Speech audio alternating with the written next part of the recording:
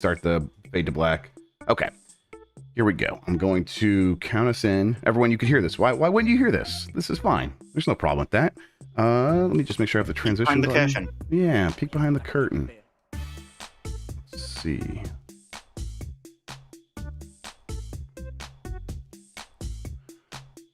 All right, now I have the right thing up. Okay, I am going to do one last check, everybody. I'm going to count us in, unmute us, start recording, and then transition. And I think we're good. Okay. Fading to black now.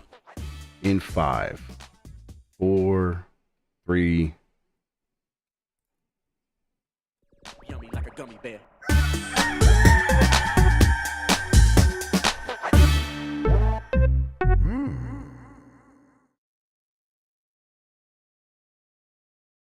It's the internet. You're busy. Let's do this for July 14th, 2023. For the next hour or so, let me help you sort through the world of gaming on Game Mess Mornings Live with me, Jeff Grubb. Today, Microsoft, the CMA, and the FTC continue to maneuver around one another, and EA's soccer game might not suck on the Switch. But first, please join me in welcoming today's co-host of Game Mess Mornings. It's Lex Luddy, everybody. Lexi, how are you doing? I'm so fucking tired, Jeff. Yeah, you've been working a lot. What's up? What you been doing? Where you been? So Tuesday morning, I get up at 4 a.m. I fly to England for all my crimes. Of course. They finally got me. Yep. And they'll never take me alive. I don't know how they caught you, but they're never going to catch me. They're very good at like tracking down Irish people. They have some experience. Okay, they do. That makes sense. And I went out to Brighton for the Develop Conference, which is a developer-focused games conference that you might have heard bits about. And I was there as press, which is kind of a weird experience. I was invited there because I was a +1 for a friend who was nominated for an award.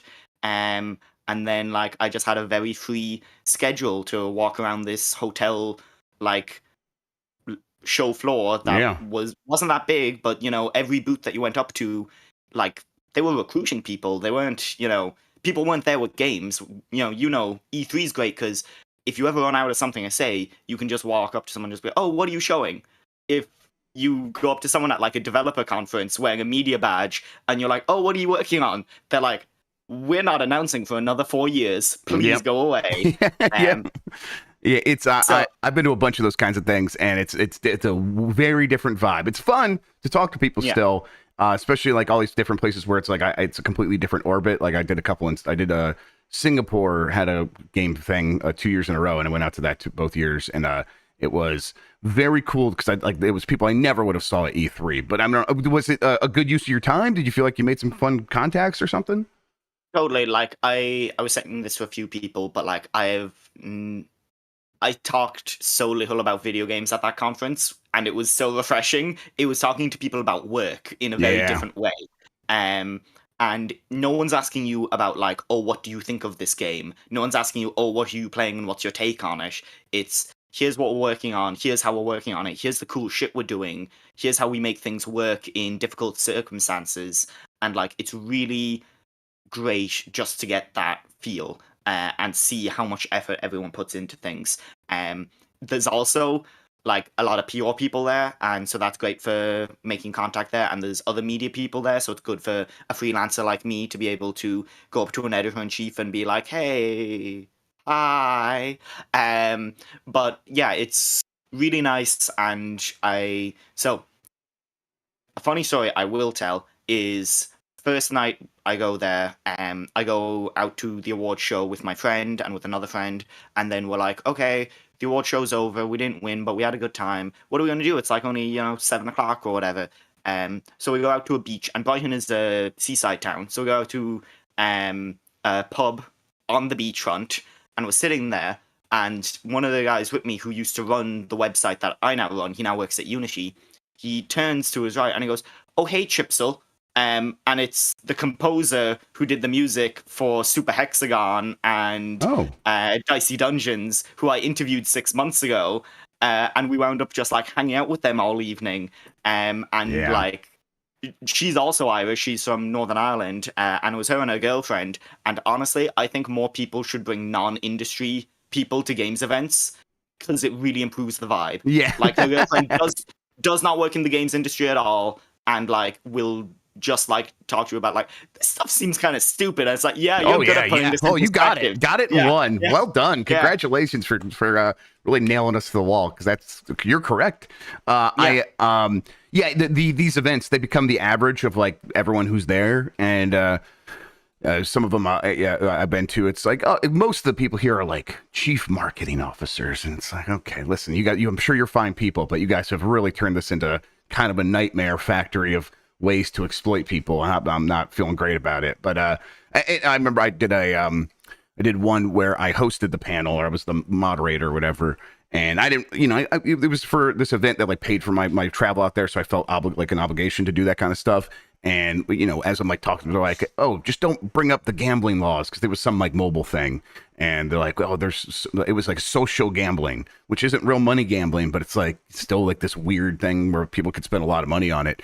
And I was talking to him, but I'm like, I'm still gonna ask about that a little bit. So I'm sorry, you're just gonna have to deal with that. But when it's like a conference filled with those kinds of people, the vibes are bad. So I definitely that one was at Amsterdam, and it was like very refreshing to just walk outside and see real human beings. And I'm like, okay, this is much better. Yeah. I'm just gonna go explore this area instead. It's also one of the best things is when there's another conference on at the same time, because there were a bunch of like airplane pilots around this hotel, and and they were all American, so every now and again someone would just go, I think these people make video games. And it's like, I was like, oh, this is very weird for you. I'm sorry.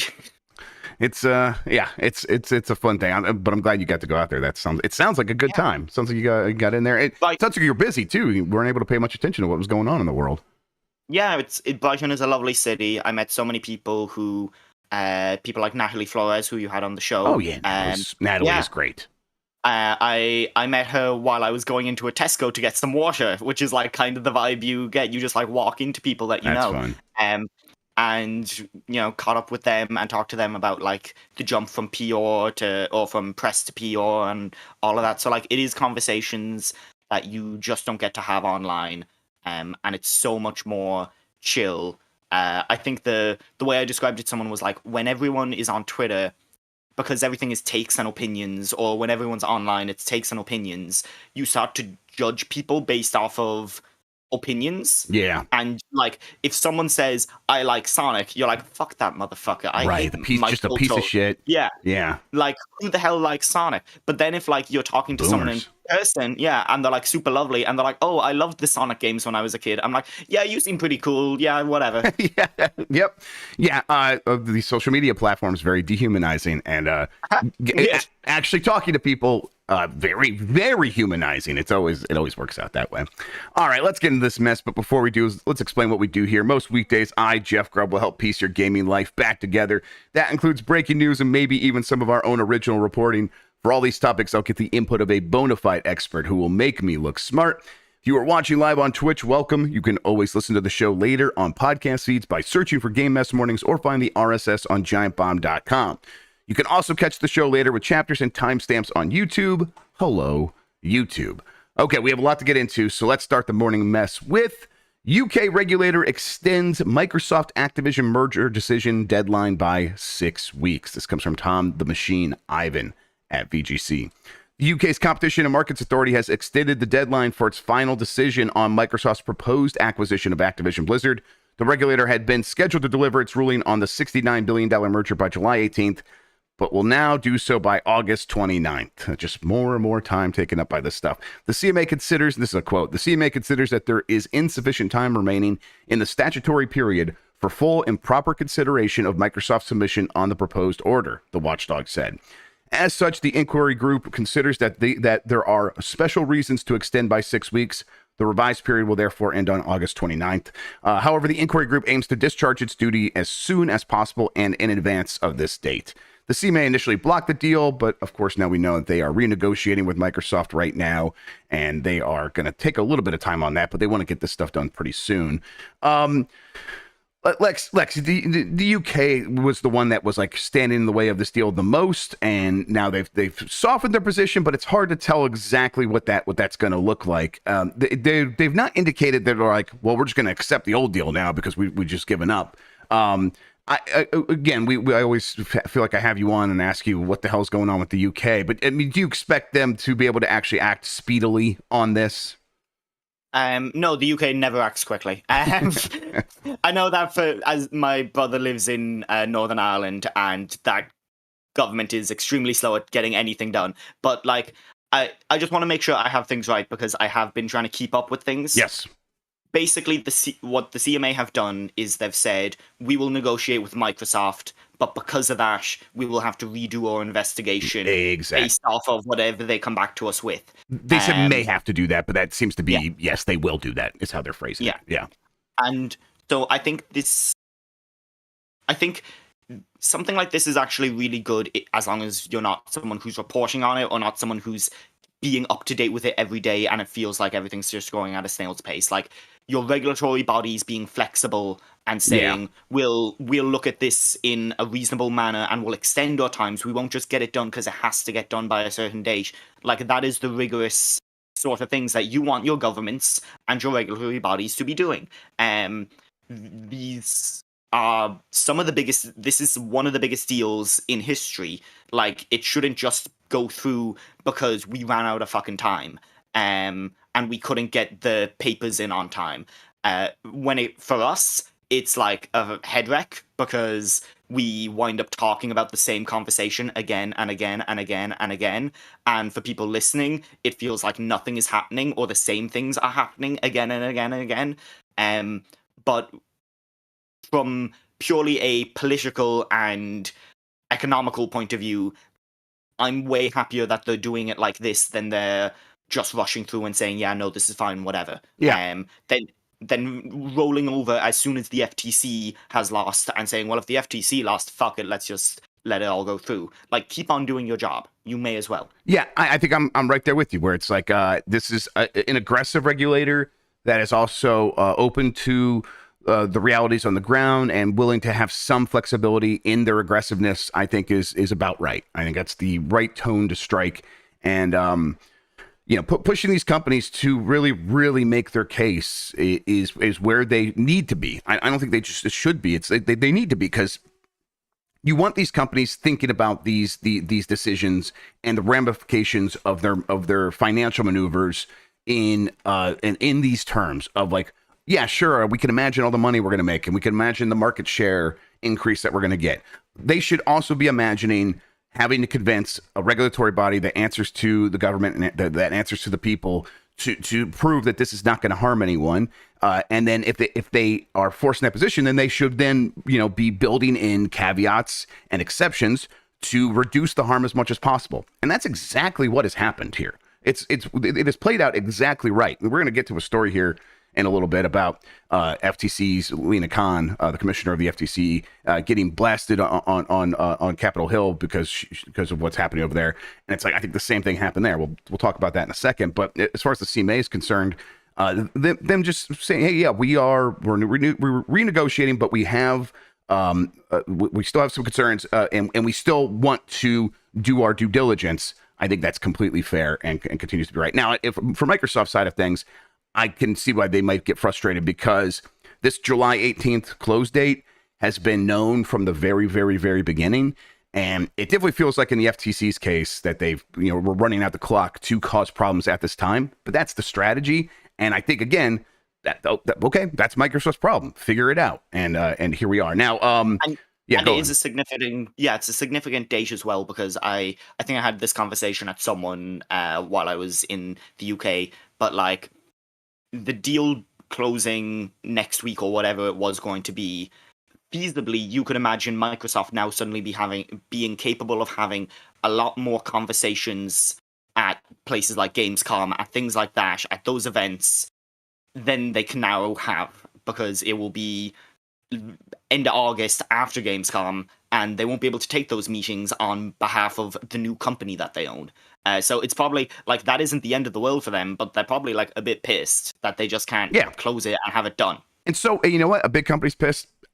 Kind of, so what? So what? Yeah. Like, yeah, well, let's, there are long-term ramifications here. And I don't think that any of these regulatory bodies have been super great about sussing this stuff out, but even a little bit of like rubble thrown into the machine requires people to go in there and see how everything's working. And that is providing some insight. It is providing some understanding of what might possibly go wrong here.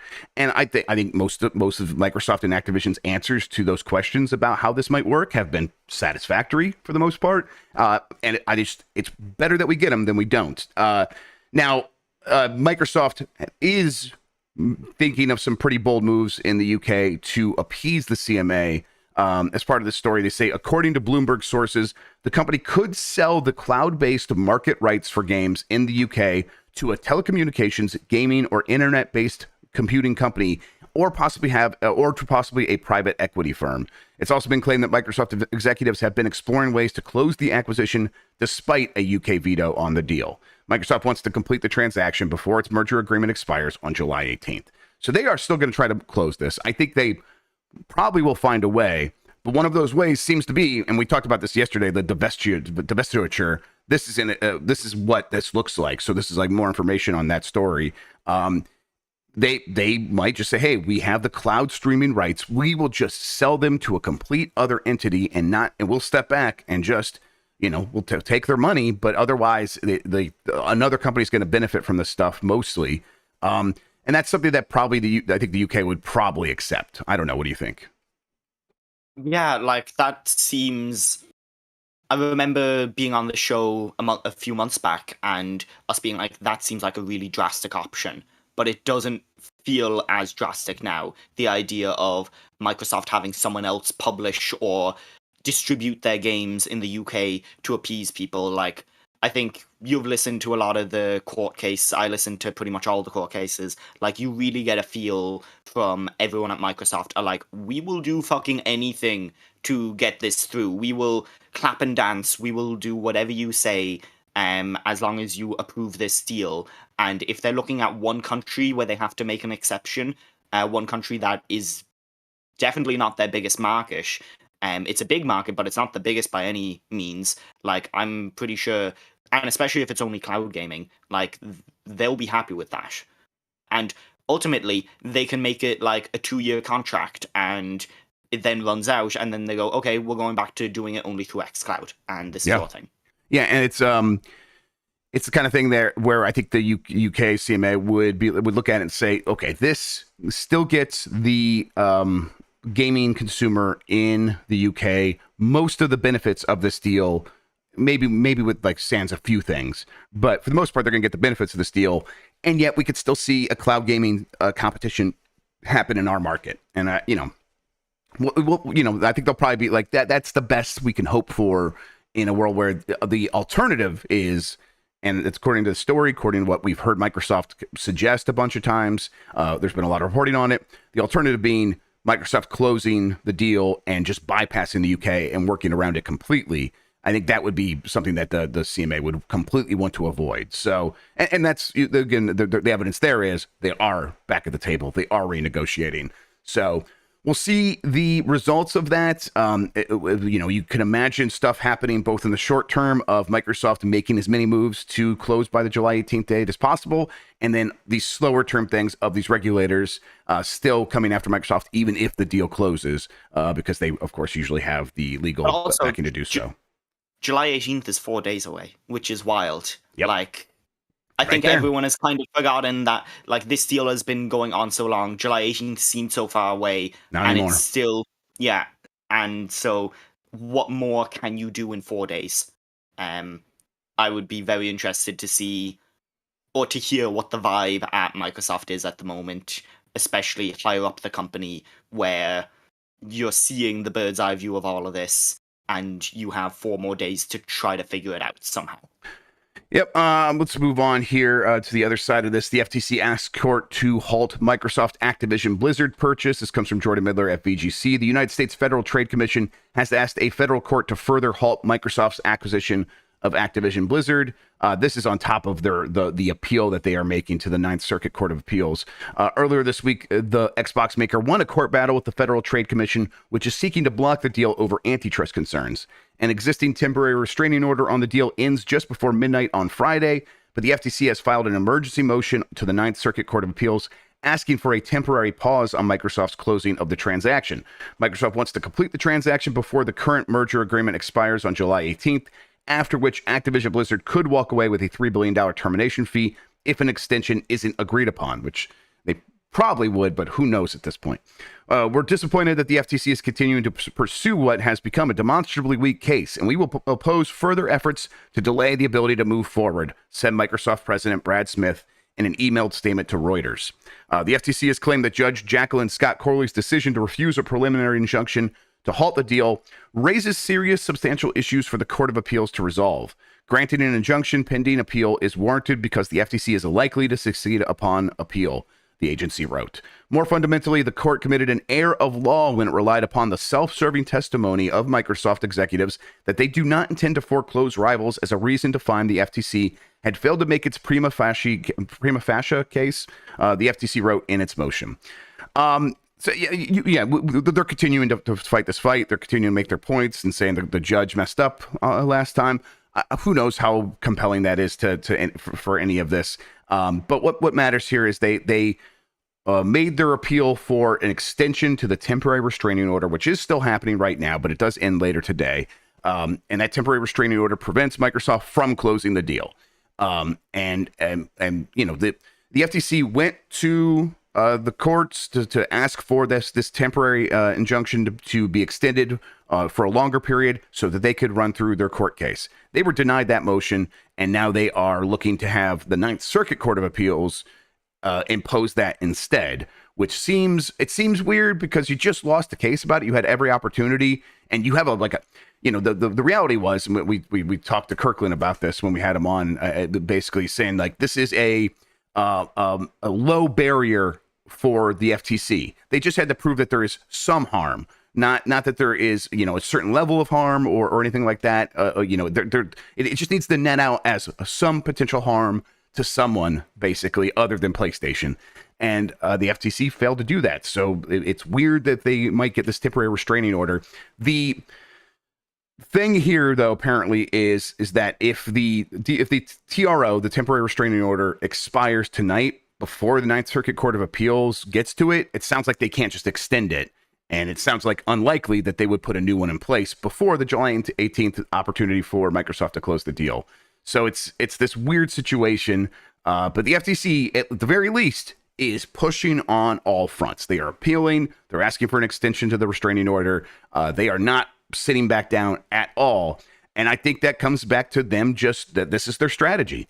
They waited until near the end, and then they pulled the trigger on all of these maneuvers to cause as many problems for Microsoft right around the July 18th date so that they could maybe cause a traffic jam that would cause Microsoft to miss it and to maximize the potential that Microsoft and or Activision would walk away from the deal.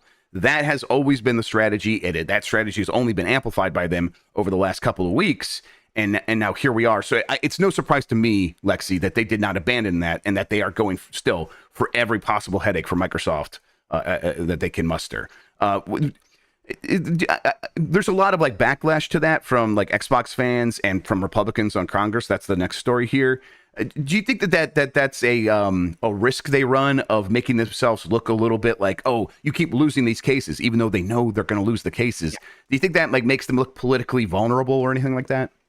That was literally what I was thinking about the entire time you were talking. Was it's really interesting to see people be like, oh, the FTC can't do its job. Aren't they like a terrible, body of the government? Aren't they basically like the fail girl of the government, institution at the moment, just sort of fucking up constantly and trying to like they look like they can't get their shoelaces tied. But in reality, they're doing a lot of very pointed things and doing as many things within their power and even trying to use other parts of the government to exercise extra power that they don't have. And the thing that it is really making clear to me isn't that the FTC is weak. It's that, the FTC doesn't have the resources that it should as a body. The fact that your body to investigate and stop these merging deals can't actually put a hold on them, can't do things that would actually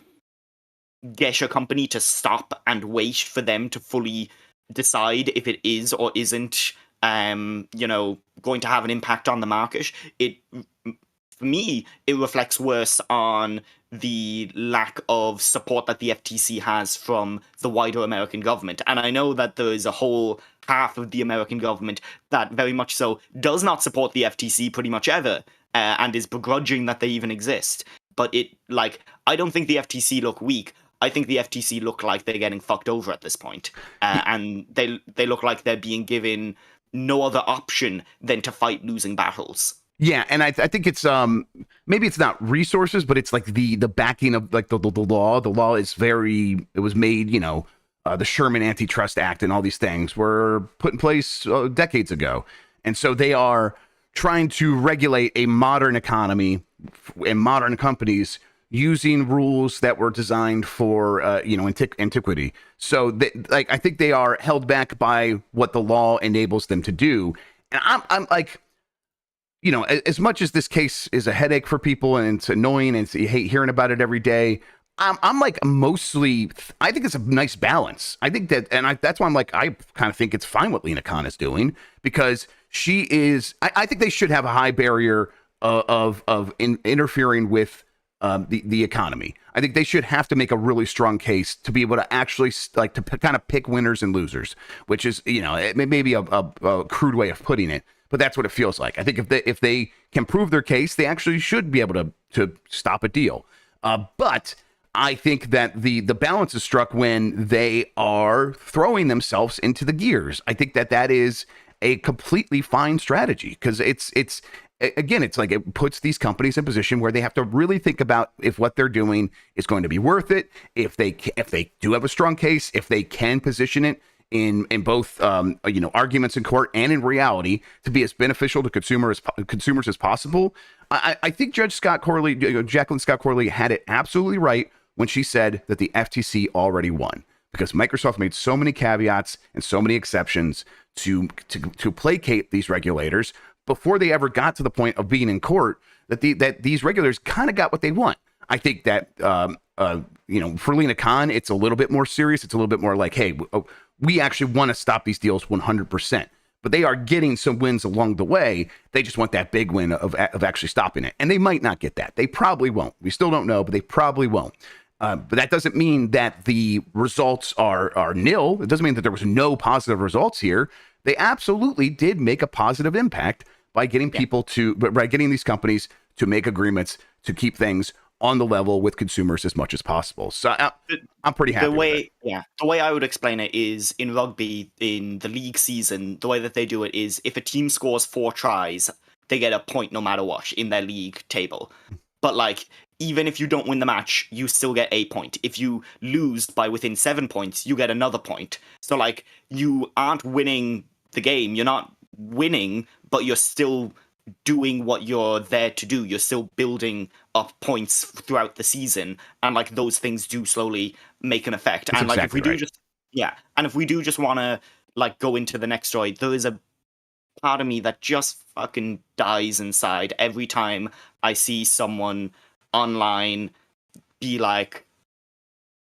cheerleading for the billion-dollar company, and it's getting really, really embarrassing, and I don't know why you would do it so fervently. And I don't know, I'm not a big fan of the government. The government usually winds up fucking us, the people, as well, quite often. But when it comes to, the government trying to run a country and protect people, and a billion-dollar company that is literally just there to maximize profits, I kind of know which one is. Yeah, and it's not like it's the billion-dollar corporation is specifically bad. The system is bad. Capitalism produces these terrible results over and over and over again, regardless of which gizmo manufacturer we put into that slot. They are incentivized to exploit consumers and their workers as much as possible. And how do you in this system, which is very imperfect, how do you incentivize them to rethink that and to maybe step back from that ledge a little bit? And some of that stuff is public pressure. A lot of that looks like criticism on social media and outrage, and that has worked repeatedly, at least in the video game industry, of people yelling at these companies and the companies stepping back from the ledge and be like, you know what, we will listen to this because these bad vibes we think hurt our bottom line. I think that this is another form of that, and again, I think that it is a little kink in the works of capitalism, and that's not going to really hurt anything in the end. And yeah, sure, according to the law, the FTC has a weak case and all that stuff. Yeah, definitely. But that's not, who cares? I don't care that they have a weak case. I care that they produce positive results for consumers, and that has happened. So we're not taking bets on who's winning. And I think it came up during the actual court hearing where they were talking about, someone was talking about previous law and previous case examples, and they were talking about a medical drug manufacturer building more factories or whatever.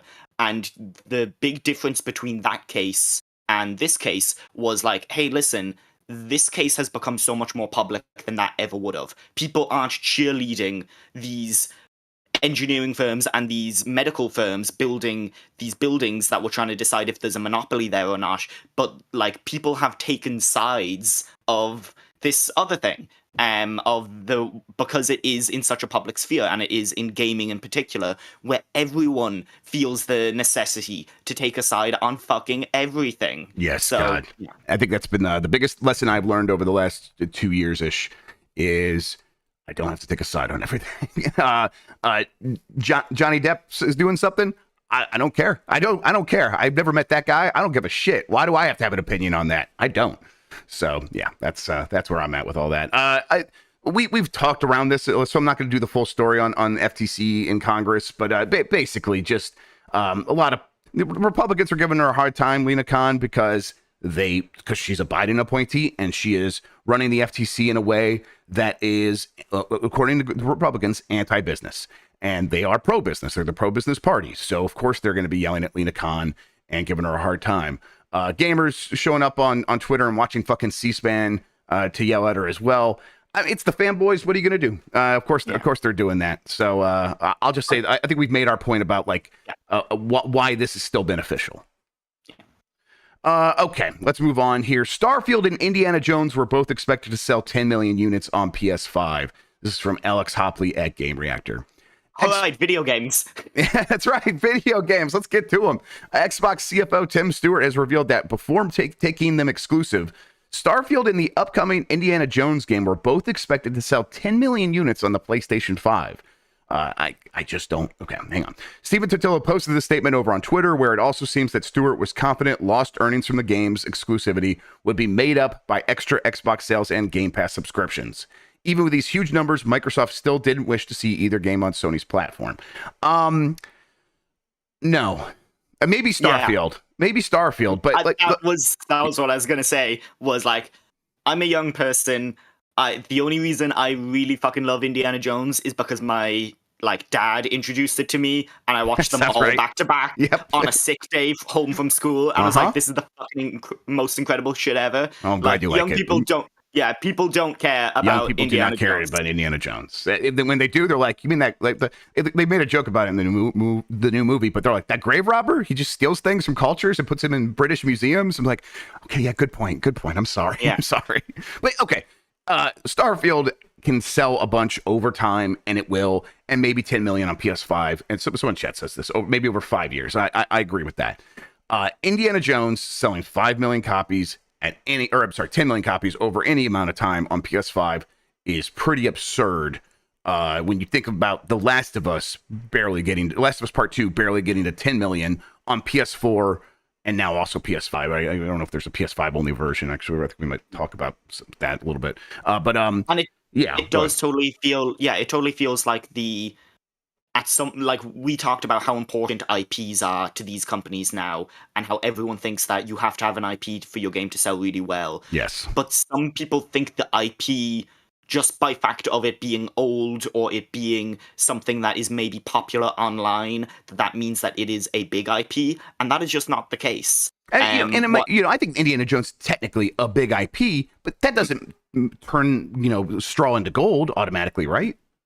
Yeah, people didn't go see Solo, and Solo was a movie that starred probably the most overall popular Star Wars character, was actually pretty okay, reviewed pretty alright, and like people just didn't go see it just because there was a feeling of like, oh, this either isn't the real thing or it's like not quite exactly what I want. So I really don't think that like people are just going to sign up because you put the IP onto it. You have to either really prove to them, no, this is a core part of the IP.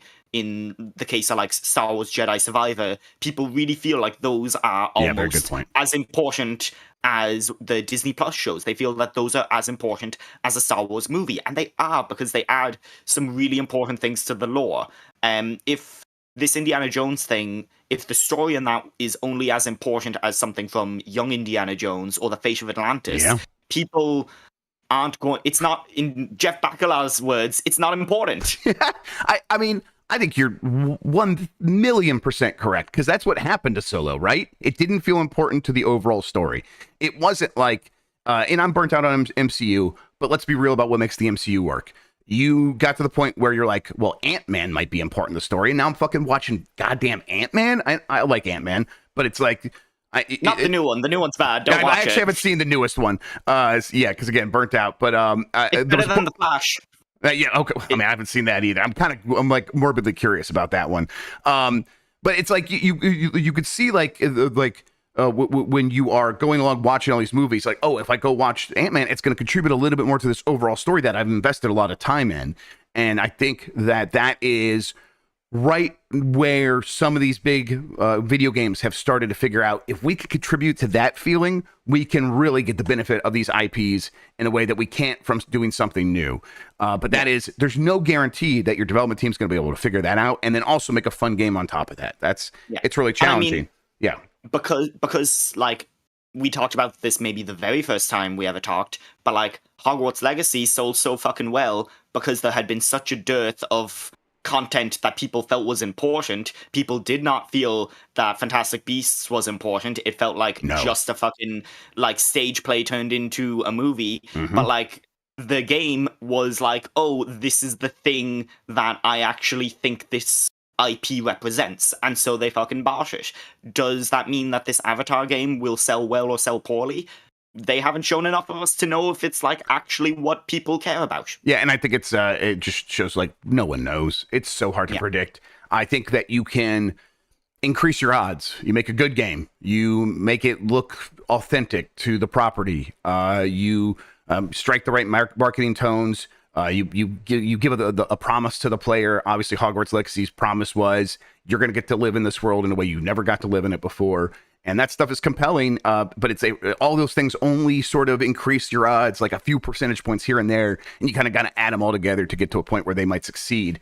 So the idea that an Indiana Jones might sell 10 million copies on PS5 alone, pretty wild. If that would make it one of the best-selling games of all time if that was the case, because 10 million on PS5, several more million, like what, 5 million on Xbox then? Maybe, I guess it's on Game Pass, so like maybe 3 million on Xbox, but then another 10 million on PC. Like we're talking like a 20 million seller. I just don't see that happening. The only way it would sell that well is if they just like kept whatever that planned story for Wolfenstein 3 was and put Indiana Jones in it. Okay. And they had Indiana Jones kill Mecha Hitler. And like then it would. Talking my language. Yeah, now that's a 50 million seller right there. Let's fucking go. Okay, let's move on. Microsoft says that pulling Call of Duty from Steam was a failure for Activision. This comes from Zach Zweisen at Kotaku. In a new filing from Microsoft detailing the company's post-trial findings and conclusions after its recent victory in court against the Federal Trade Commission, the Xbox maker revealed that Call of Duty leaving Steam was part of an Activision plan to grow Battle.net. But according to the docs, this controversial move was a resounding failure. In 2018, Activision announced the PC version of Call of Duty Black Ops 4 would skip Steam and launch exclusively on Blizzard's Battle.net service. And for about 5 years, Activision stuck to this plan, even though it frustrated fans. Then in 2022, Modern Warfare 2 came back to Steam. Lexi, I file this one under duh. Like we could just feel this. But these companies, this happens with these companies. They do these cycles where everyone's leaving Steam and then everyone comes back to Steam. And what changes with Valve? What changes with Steam? Not much. They just continue to operate their platform in a way that attracts a lot of players, and that is the key. That's where people want to be playing their games, and the power of that is so strong. This is something like going back to Epic Game Store, giving away free games and buying exclusives from publishers at the end of games development cycles, and buying exclusives really just means paying to keep it off of Steam, and how it was never going to work. That stuff was never going to work. It was a huge waste of resources for Epic, and here we are proving that that's exactly what happens with something like that. You can try to move these games around. You could try to use exclusivity as a cudgel to change player behavior, but once player behavior is ingrained, changing it is nearly impossible. And that goes back to, Phil Spencer saying that people have their library on the PlayStation. They're not going to abandon the PlayStation for Xbox. And I think that this proves that out. I think that's exactly right. So it also goes back to them saying that if he were to make Call of Duty exclusive to Xbox, they would not expect some huge number like 5, 10, 15, 20% to go and now get an Xbox instead of PlayStation. It would actually be like a lot of people would be like, I'm just going to stop playing it. And I think that there's some evidence there. There's some. This kind of bears that out a little bit. But do you expect Valve and Steam to kind of go back to just being like everyone is bringing their games there, and there's not as many PC platforms as there used to be? Yeah, I think that the great experiment of how many icons can we fit onto the bottom of someone's Windows bar has slightly failed. Like Rockstar gave up, and like Rockstar only ever had like 5 games on their launcher. No one's going to download a launcher for 5 games, even if it is a Rockstar game, because you look at that and it's like an empty list, and it feels fucking bad. It feels bad to look at your game collection be 5 games and be like, well, I couldn't even expand this if I wanted to.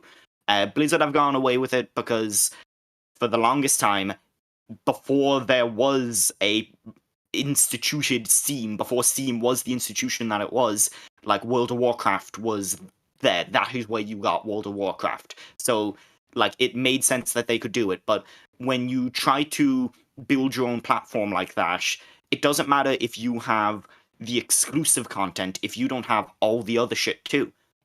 If Battle.net doesn't have all the other games that are on Steam, if it doesn't have all the indies, all the like everything else, people aren't going to open it because it doesn't feel good. They're not going to download it because it doesn't like feel like a worthwhile investment. Like, I'm only getting 1 game on this platform. Why would I like spend my time on this platform? Why would I go trophy hunting on a platform where I only play 3 games? That's why no one cares about trophies on, no one cares about trophies on Epic, and no one ever will care about trophies on Epic, because like I'm just not playing most of my games there. And so why would I ever make that the place where I spend all of my time or value the things that I have there? Like, games on Epic feel slightly less valuable in a weird way. And it's I think Valve understands this deeply. They were offered a 10-year deal to bring Call of Duty to Steam from Microsoft, and they were like, first, we trust Microsoft when they say they're going to do that, which, yeah, of course, we know that they want to make as much money as possible. They've made it clear, and they're like, yeah, we believe you when you say you're going to bring it, so we're not going to sign it. But they also said, we don't believe in signing these kinds of deals because we believe in making Steam as attractive to developers as possible, and we think it's our responsibility not to sign these sort of deals so that it forces us to make the best Steam possible so that people want to put their games out there. And that a lot of that is bullshit. A lot of that is they have the momentum. I think there's some truth to it, though. I think that it goes back to like the flat structure and hiring the best people, things we've heard about Valve in the past, and how they're like, we want to be, the kind of thing where it's like you got to be creating the next big thing to make sure that this place is the best place to put out your games. And I think I'm down with that. I think it's mostly right. Of course, I think I prefer competition, but also I also want to play my games on Steam. That's where I want to be playing my games, so I get it. And I'm kind of not surprised by this story at all. All right, let's see here. Microsoft court documents show they believe Nintendo's next platform will launch in 2024. This comes from My Nintendo News. As you are most likely aware, Microsoft has been battling it out with the Federal Trade Commission regarding the proposed takeover of Activision Blizzard. During the proceedings, plenty of information has emerged, which previously hadn't been made public, concerning Microsoft and its competitors. Court documents show that Microsoft believes that Nintendo is planning to release its successor to the popular Nintendo Switch sometime next year, which lines up with the general rumors and speculation surrounding the successor to the Nintendo Switch family of systems. Now, Lexi, I don't know if Microsoft has any insight. I doubt they do. They're probably guessing like the rest of us. But I think it's probably right to prepare for a Nintendo successor next year if you're one of these companies that is working on something that is a competitor. But it's funny to me that even Microsoft probably doesn't know, right? Yeah, like I think for Nintendo, like they're very happy to be out of the cycle. Like we were complaining about them arguing so much about like, oh, what generation console is it? Like Nintendo are more than happy to be out of being like strictly compared to everyone. And it just adds to the extra bit of like, oh no, Nintendo are different. Like they're not like the other companies. And that also means that they don't have to be quite as direct with the other companies. When I was at Develop, it was like made pretty clear to me that like Nintendo have everyone has very similar ways of doing things except Nintendo. And even when you're making a game and you're submitting it to the eShop, it's a different process to everyone else where it's standardized. And that is true in basically everything. Like Nintendo don't need to talk to anyone, so they just don't really talk to anyone. Why would they? Yep, exactly. All right, we're running out of time. Let's move through these last couple of stories here. Media Molecule opens Dreams creations to commercial use. This comes from Marie DeLisandre at gamesindustry.biz. Media Molecule has updated Dreams usage terms, allowing players to use some of their creations outside of the platform's ecosystems. In a blog post published on Wednesday, the developer clarified that it won't apply to all creations, but personal and commercial use of music, animations, films, and art made in Dreams will be allowed outside the game. Users will only be allowed to use creations they made themselves. This means that, and this is a quote, this means that if you use someone else's creation in your own work, you will need their explicit permission if you want to use it outside of Dreams for your intended purposes, Media Molecule clarified in its FAQ. In 2020, the studio kicked off beta evaluation for commercial use of Dreams creations, but creators being able to use what they made in Dreams commercially had been part of the vision for the title since its early days. The game is, of course, coming to an end here pretty soon. They're going to pull the servers. I think that's how it's working. Or maybe they're stop selling the game here later this year. But this is surprising to me. I thought they would not actually go through with this. I thought this would get abandoned as part of the slow sunsetting of Dreams. And I'm pretty excited about this. This is cool that they're actually seeing this through and giving people the chance to take the things they made in Dreams, which are often very impressive, and selling them for commercial use and making money on them. I mean, who knows what that ends up looking like? Where you're going to be able to buy these things. Maybe nothing actually ever comes of that because no one actually cares. But if they do, I would love to see a Dream game or a Dream art project take off and find some audience and people be able to make money from that thing. I don't know. What do you think? I wish this had been done so much sooner because I talked to several developers who were like, the tools that Dreams has are really fucking cool, and I really like what they've created. But there is no way in hell I'm going to tie something that I have made to a closed ecosystem where there is literally no way to get it off of there and sell it for myself. And that was always the problem with Dreams. It's great that it was this community-driven thing and that everything was free on it and that everyone could try out everything, but there was no way to use those tools in a way that like developers could kick on from that and could like actually take the hard work that they had done and push that onto Steam or something else. They just couldn't take it out of Dreams. And then Dreams only stayed on the PS4 and Dreams didn't come to PC. And suddenly it was like this closed ecosystem with a very hard cap of how many people are going to see your game.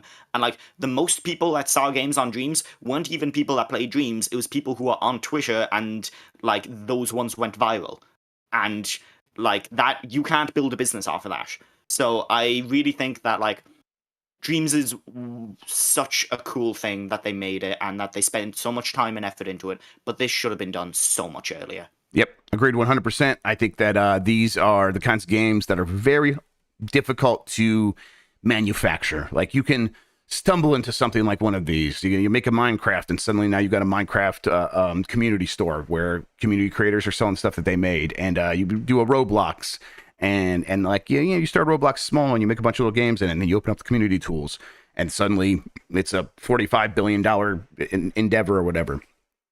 That stuff is I think it can happen. Games can support it. It's going to be a part of gaming going forward. The UGC stuff is important, but like saying we are Sony, we are going to make something UGC powered, and it's going to be a big platform. It is very hard to make that, just flash that into existence. And you need to do everything sort of to make it as open as possible, like you said. And Dreams was never in that position. Like the idea of like a dreams on mobile was like so far from reality, and that would have been a big part of making that happen, because there's this community of young kids growing up that like imagine, or that do make their own stuff in games, and that they never had access to that because they were probably not going to just go play it on their PlayStation. All right, let's hit this last story. EA Sports FC gets release date and Switch version that might not suck. This comes from Ollie Welsh at Polygon. During a starry live stream on Thursday, EA announced that the new era of its soccer games, minus FIFA branding after the publisher parted ways with the sports governing body in 2022, will begin when EA Sports FC 24 is released on September 29th. The release date was widely expected, as an end-of-September birth is traditional for EA's football games. Indeed, there was few surprises during EA's official reveal event for the new game, but perhaps that was the point. Over its 30-year history, the FIFA series has become a juggernaut that makes over $1 billion in yearly revenue from its Ultimate Team mode alone, and EA must be keen not to fix what isn't broken. So the watchword for EA Sports FC 24 seems to be continuity. EA stressed it's extending licensing deals with the biggest leagues in the sport, including the UK Champions League, Spain's La Liga, and the UEFA Champions League. Elsewhere, it chose to highlight visual and animation upgrades in a new gameplay trailer. There will be improved representation for women's football, with women joining men on the pitch in Ultimate Team for the first time. The cover star will be Manchester United's Erling Haaland. There's one area where EA Sports FC 24 will break with tradition, though, a very welcome break with one of the FIFA's game's worst traditions. For 4 consecutive years, EA has released what it calls FIFA Legacy Editions on Nintendo Switch, all essentially reskinned roster updates of the Switch version of FIFA 19, with no gameplay enhancements or updates whatsoever. IGN, for one, has been stinging its criticism of these releases for years. EA Sports FC 24 will be different. As detailed by its own trailer, the Switch versions move to the same Frostbite game engine as the other platforms for the first time, and will be much closer to its siblings in terms of features. The Switch players will be able to enjoy a less limited version of Ultimate Team, as well as a 5-a-side Volta Street football mode and player and manager career modes. This is pretty cool. I've liked some of the FIFA games on Switch years and years ago, and then I never checked back in because they were these legacy editions, and the idea of paying a lot of money for a game that is essentially going to feel old to me, I could never get over that hump. And roster updates are, as someone who only pays so much attention, I'm very much on the periphery of soccer and football. The roster updates weren't enough to move me. The idea that they did the work to get Frostbite, the version of FIFA, of now EA Sports Football Club, running on the Switch at the end of the Switch's life, is both weird and cool to me. What do you think? Yeah, I super fucking hate soccer, but I think that this is actually super interesting. The idea of having something that's more akin to FIFA Street on the Switch, also the 5-on-5, is a super interesting idea. And I think that it's interesting that might not be in the other versions. But also the additions that they're making are very substantial additions. This is something that I wrote about for Play Magazine, where the main reason I stopped playing a lot of sports video games is because the women's representation in them is terrible. And when it is in there, it's usually pretty poorly done, and they haven't licensed half the stuff that they need to license, or it's a side mode that doesn't feel great. So I really like they have the money to do this. They're one of the few sports games that have the money to license all those women's teams too. And women's football is a massively growing thing, especially in America. It's huge for ye. And I think that it's a smart business move, and it always has been a smart business move to basically pivot to like, hey, like there's another 50% of people on this planet who also like sports and also like video games, and they would probably enjoy being able to play as themselves in these games. Yep. So it's long overdue. And I would love it if more games did this. I know I'm currently like trying to line up to review the next rugby game, which is like, those games aren't great, but I'll still review it. But like they'll never feature their women's teams in them, and that's just like because not enough people buy those games. So like FIFA has the money to do this, they may as well, and they should be leading from the front. Yeah, I think it's it is a demonstration of a sport or a country's dedication to being better and doing good. The more they encourage women's sports, I mean, I think it's one of the in America, we used to do great things, and then we mostly stopped doing great things. So, I think we've done great campaigns to get people to stop smoking. A lot of people still smoke, but whatever. And it's and the other thing I think that can be proud, the American can be proud of from the last 50, 60 years is Title IX, women's sports in colleges getting as much money as men's sports, and what that has empowered women to do in the United States, and then the knock-on effects of that having the United States having great representation in women's sports at the Olympics and World Cups and things like that, and how they're always these world-class teams because of that investment. And I think that these corporations picking up on that and kind of carrying the torch and saying, hey, we are going to at least include some representation here continues to be fantastic. And it seems like worldwide, women's soccer leagues are growing. I know there's one that is picking up pace here in North America, but I looked, it's like, okay, no, there's one. So throughout Europe, there are several women's leagues that are getting pretty big, and that should be in the game. And I'm glad that they are putting more effort into that. That's fantastic. Okay. You know what? Let's get to the poll from yesterday. Before I do that, though, Lexi, why don't you tell people where they could find you, what you have going on, all that good stuff? Yeah, this was like the busiest Dregs day ever. Yes, there was a lot to talk about. We have a bunch of stories I cut out there at the end. Yeah. So you can find me. I run a website called startmenu.co.uk. We're a website for young journalists breaking into the industry, to have a safe space, to find opportunities, get to work with an editor, figure out how the industry works and everything. We are currently bringing back our podcast. First episode is going up on Monday. The idea of that podcast will be that we will be talking about topics for about an hour, but each episode will be hosted by me or another person from Start Menu called Audrey Johnson, who's super lovely. And then we'll have one other guest, or we'll have other guests from Start Menu who are super inexperienced, and we'll get on a guest that's someone that I know that's been around the industry for much longer. So the first episode that is going up on Monday is me and Audrey and Harry Schofield, who is a writer for Start Menu, and then Willow Rowe from Inverse, who has their own podcast, and she's incredible. She is such a good writer. But the idea is just to like really get people both having a podcast where there is massively unique perspectives through experience, and then also helping the people who are on that podcast either, hey, this is how I explain things down to a new person, or a new person being like, oh, this is how a professional does it. So like that's the thing that we're putting a bunch of our effort into.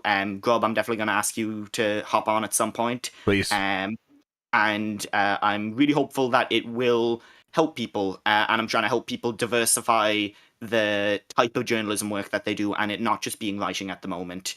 You can also find me freelancing about the place. I'm doing a bunch of stuff for Play Magazine at the moment. There'll be a piece next month with Andrew Scholdice, the creator of Tunic, that I've been working on for about a year, and I'm very proud of, with some never seen before things in it. So check that out when it hits store shelves. And there'll be a thing on a video game with an animal that you might have seen me tweeting about, also in that, which has some very interesting tidbits from the history of Sony. So that will be maybe the month after. And apart from that, you can find me on Twitter at basically Lexi, basically with an I and Lexi with an I. And yeah, I'm around. Thank you so much for being on the show today. We got the poll from yesterday. Let me get it up here. Gex is back. And then 43% of respondents said, oh no. 57% said, oh yes. Let's go. I'm excited about it. They all said it in a Dana Carvey voice. Yes, of course. Yes. Wait, was that the voice actor for it was Dana Gould, right? Dana Gould. Dana Gould. Dana Gould. Dana yes. Gould. I like Dana Gould is like such a weird comedic figure. He always popped up in weird play. I think he wrote on Bill Maher's show for a couple years, which is a very weird thing to do. But Dana Gould, you have fun. I hope you come back and reprise the Gex role. But it would also be great if they didn't, and like they remastered the games, but the audio is just like really shitty. Yeah, I kind of like that too. Exactly. Perfect, actually. That's the right way to do it. All right. The new poll for Monday when we come back and do another one of these is, do you care about Indiana Jones? Yes, no.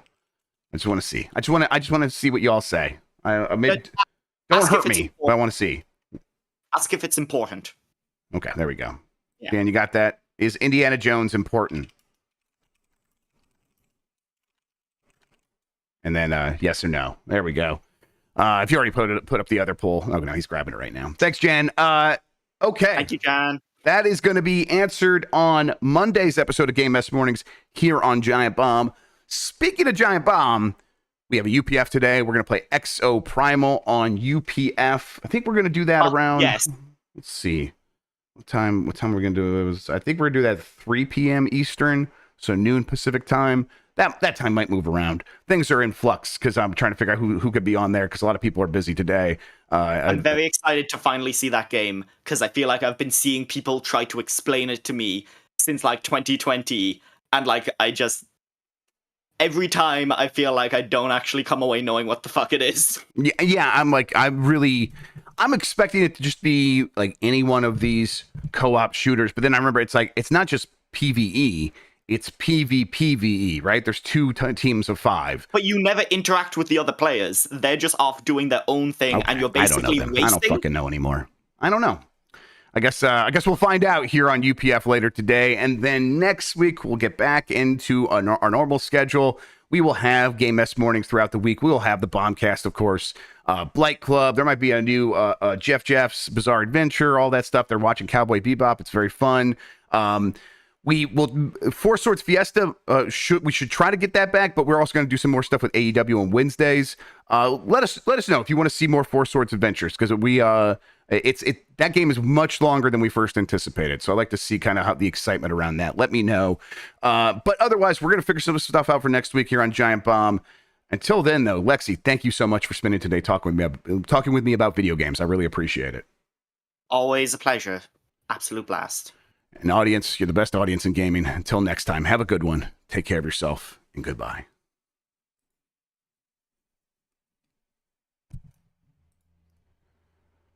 All right, we are out, except for our mic and camera are now back. Hello, everybody.